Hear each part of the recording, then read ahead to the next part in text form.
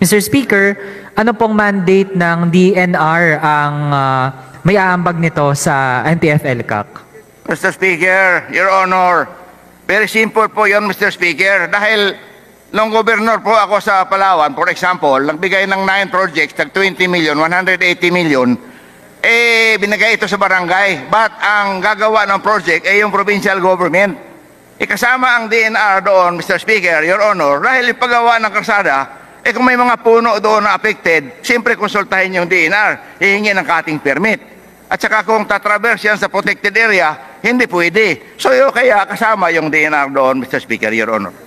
Mr. Speaker, naunawaan ko po kung kaparte ang DNR halimbawa para ma-protect ang kung ano mang natural resource natin, halimbawa may tatayong kalsada o kung ano mang proyekto. Pero Mr. Speaker, yun po ay para bang extended na tulong ng DNR. Pero hindi naman iyon directly connected sa sinasabing objective mismo talaga ng NTF-ELCAC na i-address ang armed conflict, Mr. Speaker. So, ibig sabihin parang dalawang talon pa bago natin masabi na may direktang ambag ang DNR sa NTF-ELCAC.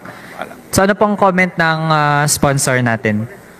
Mr. Speaker, Your Honor, NTF-ELCAC is all-of-nation approach. Do you agree, Mr. Speaker? Your Honor? Mr. Speaker, ako po ang nag-interpret. So, dapat po ay sumagot po ang ating sponsor, Mr. Speaker. Siya po ang magpatunay If it na is, Mr. in-line Speaker, ang mandate ng DNR. Then every instrumentality, all apparatus of government must be involved. This was the past dispensation, Mr. Speaker, Your Honor. Lahat ng gustong makontribute to end the communist conflict, I welcome. When I was at that time before the 2022 election, I did receive a lot of money in order to go into the 9 barangays that are supposed to be infested or conflict areas.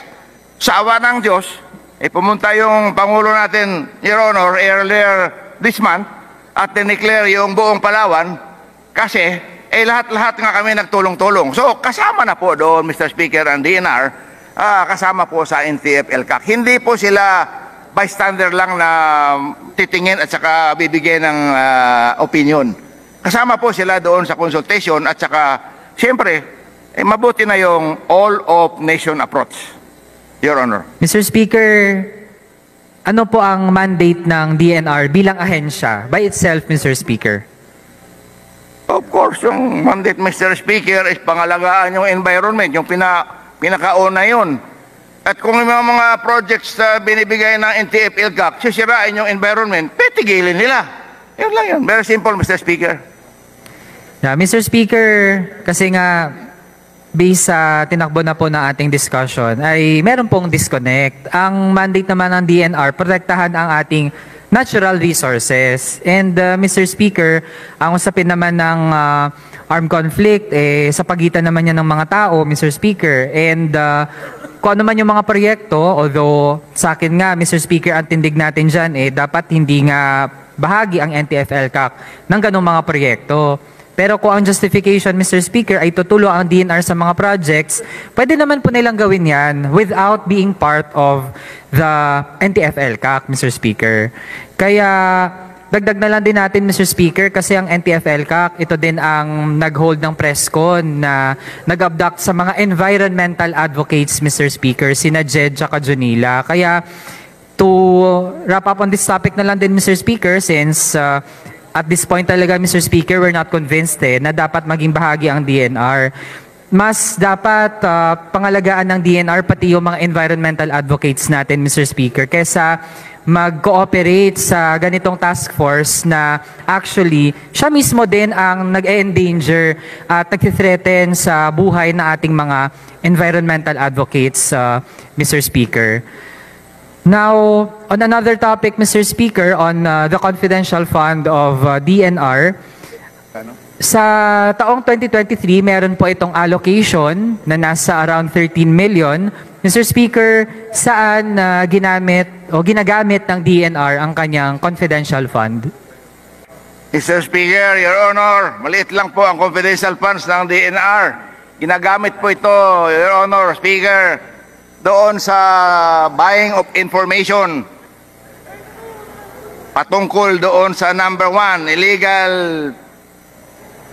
logging o lahat na illegal.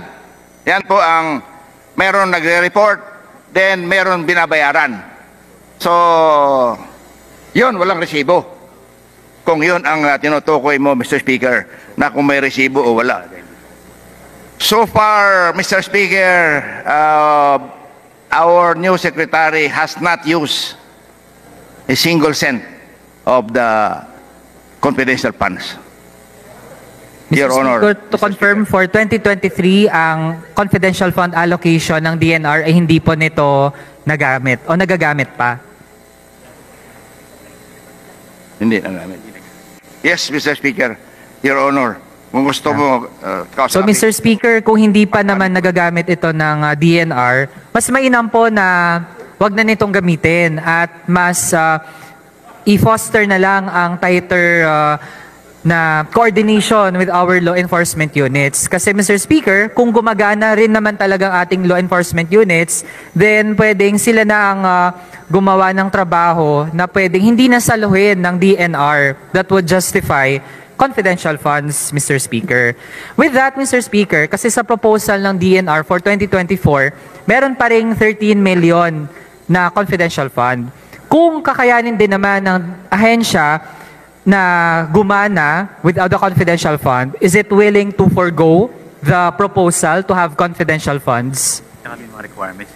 Mr. Speaker, Your Honor, hindi po. Kailangan po nila yon. Kailangan nila, and if so spent, I will ask them for how they spent it with the report sa COA, and I will give a copy to Mr. Speaker, to our Honorable Manuel. Mr. Speaker, ang huling punto na lang din natin, delikado po kung hindi magsasubmit ng resibo ang ahensya kapag gagamit siya ng confidential fund. Actually, Mr. Speaker, ang hinihingi naman sa Joint Circular 2015-01 ay documentary proof ng paano ginamit yung pondo. So, kung hindi po resibo, actually, pwedeng voucher o pwedeng mga invoice. Ang mahalaga, Mr. Speaker, bawat pinagkakagastusan, dapat merong patunay saan siya ginastos. So, yun, hindi po pwede na walang kahit ano, no? Kung hindi man resibo, other alternatives na magpapatunay saan talaga ginagamit. So, with that, Mr. Speaker, I end my interpellation and I thank the sponsor for answering the questions. Mr. Speaker, hindi na ako magsagot doon kasi sinabi na niya kung anong gagawin. Maraming salamat, Mr. Speaker. Regarding the confidential funds of the DNR, I will see to it that yung